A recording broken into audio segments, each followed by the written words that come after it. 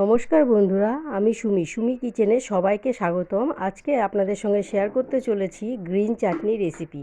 তো চলুন, গ্রিন চাটনি রেসিপি তৈরি করতে লাগছে এখানে পুদিনা পাতা, এটাকে কেটে ধুয়ে পরিষ্কার করে নিয়ে নিয়েছি, ধনে পাতা, আর এখানে নিয়েছি লেবু রস, পাতিলেবু রস, 4-5 কোয়া রসুন, 2টো কাঁচা লঙ্কা আর সামান্য পরিমাণ আদা। বন্ধুরা, রেসিপিটা যেমন আমার খুব প্রিয় একটি রেসিপি গ্রিন চাটনি, যা আপনাদের সঙ্গে শেয়ার করলাম। তো আমি এখানে রেসিপিটা সম্পূর্ণ হাতে করে দেখাবো। এখানে আমি পাটায় বেটে রেসিপিটা তৈরি করেছি। তো এখানে ফার্স্টে আমি নিয়ে নিয়েছিলাম পুদিনা পাতাটাকে বেটে নিয়ে তারপরে আমি দিয়ে দিলাম ধনিয়া পাতা। ঠিক একইভাবে ধনিয়া পাতাটাকেও ভালো করে মিহি করে বেটে নেব। তো ধনিয়া পাতাটা হাতের সাহায্যে বেটে ভালো করে মিশিয়ে দেব পুদিনা পাতাটার সঙ্গে। আর রেসিপিটা কিন্তু আপনারা পাওভাজি কিংবা যে কোনো স্ন্যাক্সের সঙ্গেও খেতে পারেন।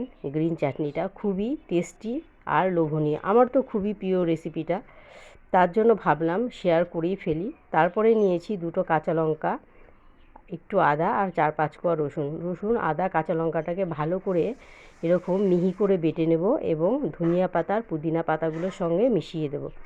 তো এইভাবে হাতের সাহায্যে আরও 2-4 বার বেটে আমি মিহি করে নিলেই রেডি হয়ে যাবে ধনিয়া পুদিনা গ্রিন চাটনি রেসিপি। তো সম্পূর্ণ বাটা হয়ে গেল, এবার আমি একটা বাটিতে নিয়ে নেব। তো আমি একটা বাটিতে সম্পূর্ণ চাটনিটাকে নামিয়ে নিচ্ছি।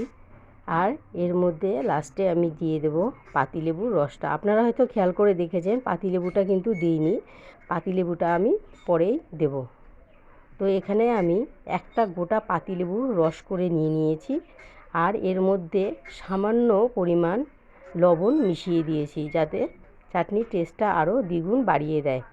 আমার তো খুব প্রিয়। আর আমার এই গ্রিন চাটনি রেসিপিটা যদি ভালো লাগে তো অবশ্যই লাইক, কমেন্ট, শেয়ার করবে আর আমার চ্যানেলটাকে সাবস্ক্রাইব করে পাশে থাকবে। আর যদি কোনো নতুন বন্ধু হয়ে থাকো তো অবশ্যই পুরো রেসিপিটা দেখে লাইক দিয়ে সাবস্ক্রাইব করে বেল আইকন প্রেস করে দেবে। আর রেসিপিটা কিন্তু অত্যন্ত লোভনীয় একটি হেলদি রেসিপি। তো আমার রেসিপিটা দেখার জন্য সবাইকে ধন্যবাদ।